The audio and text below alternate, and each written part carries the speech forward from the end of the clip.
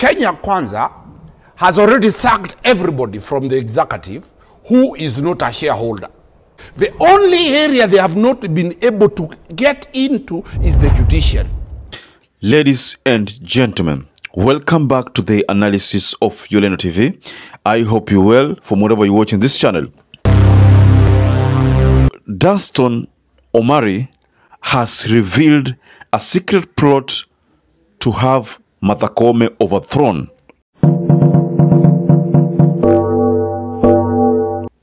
So in a long statement, DANSTAN OMAR revealed that the series of events or the series of attacks which have been constantly leveled on judiciary are all aimed at making sure that Martha Koome and a series of other judges are ousted. So I was going through a certain interview in one of the leading mainstream media stations, and I managed to listen to the words that came from DANSTAN OMAR. So I want to share with you that video where DANSTAN OMAR talks about the series of plots from the Kenya Kwanza regime to have Martha Koome ousted. That is something that DANSTAN OMAR revealed. But before you do that, allow me to welcome you again to this analysis and kindly urge you to please support this channel by simply subscribing. That's the only support I request from you, ladies and gentlemen. And then don't forget to like this video so that YouTube can share this video to other people. And those who've supported us before by sharing and liking or subscribe to our channel, I want to state here that I'm forever grateful for that support, because without that support, this channel cannot grow. So let's head over to this analysis, ladies and gentlemen. So DANSTAN OMAR realizes that haiwezi kuwa ati the government is now realizing that the courts are corrupt. So in a long statement, DANSTAN OMAR said the following. Kenya Kwanza has already sacked everybody from the executive who is not a shareholder. The only area they have not been able to get into is the judiciary.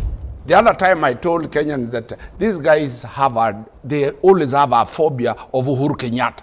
Anybody appointed by... Singapenda tuongelele swala la housing project per se, because we've talked about it in previous analysis, so I won't want us to go further on it. But if you look at or listen to what DANSTAN OMAR was saying there in that video that I just shared, then you can comfortably say that maybe what DANSTAN OMAR is saying is true. Because, to be honest, when William RUTO took oath of office, the first thing he promised was that he was going to swear in those judges which Uhuru had rejected. And the reason why Uhuru had rejected the judges was because he said those judges were corrupt. I mean, or had some corrupt cases, or had some madukuduku, any reasons why he wasn't confident or comfortable having them appointed. So he did not do that. That is Uhuru Muigai Kenyatta. But when William RUTO took over, that is the first thing he did, to swear in all those judges ambao Uhuru alikata. Back then, Uhuru's mindset was that hawa wana ufisadi. William RUTO never saw that point, and then he had ended up swearing in all these judges. So unapata kwamba sahizi the biggest insult on the judiciary is that the judiciary is corrupt.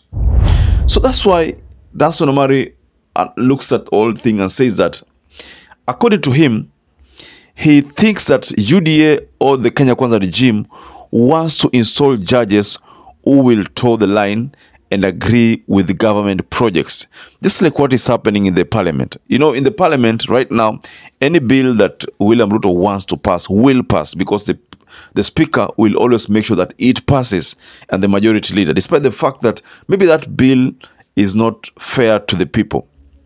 Even if it's not fair to the people, that is not a thing according to the speaker.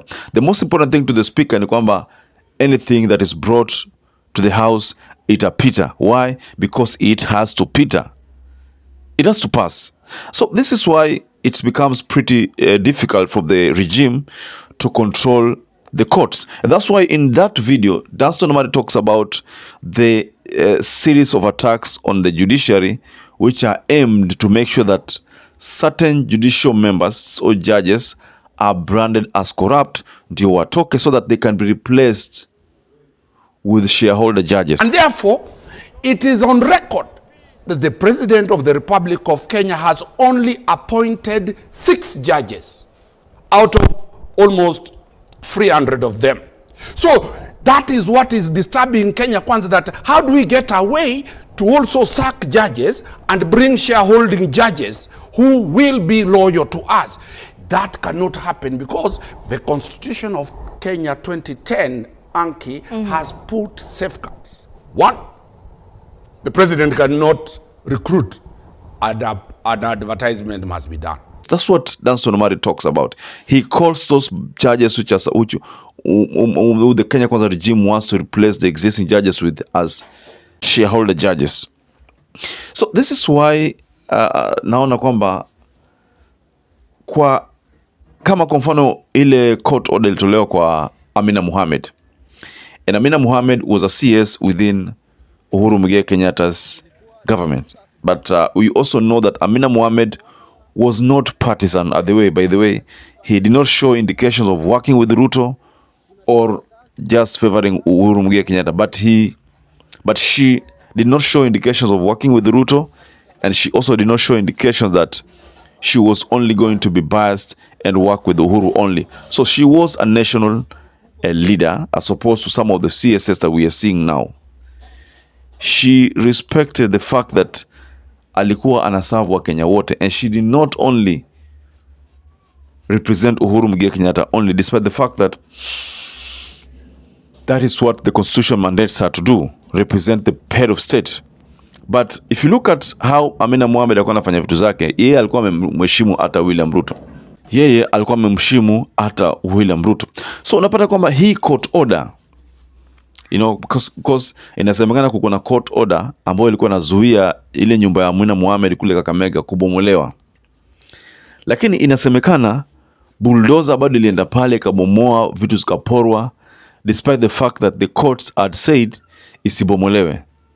So ilibomolewa hivyo hivyo kwa sababu serikali imesema. So hili ndio kitu DANSTAN OMAR anasema ni utawala wa kimabavu. Kulingana na DANSTAN OMAR anasema kwamba huu ni utawala wa kimabavu kwa sababu kama koti ilisema usibomoe na wewe unaenda unabomoa, that means a court order was not honored according to the sources.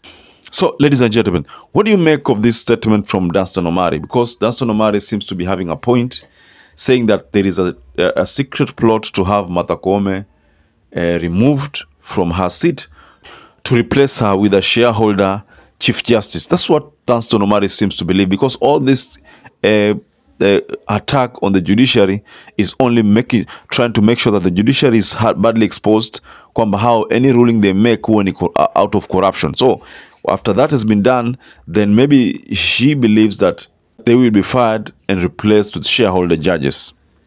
So perhaps if you're watching this video for the first time, please just take 1 second and go below before the comment section and hit the button, rate and subscribe, and give this video a like to enable YouTube to share it to other people. Now, to those who've supported us by subscribing and liking our videos, I want to state here that I'm forever grateful for that support, because without that support, this channel cannot grow. So until you catch up again, stay safe and stay blessed.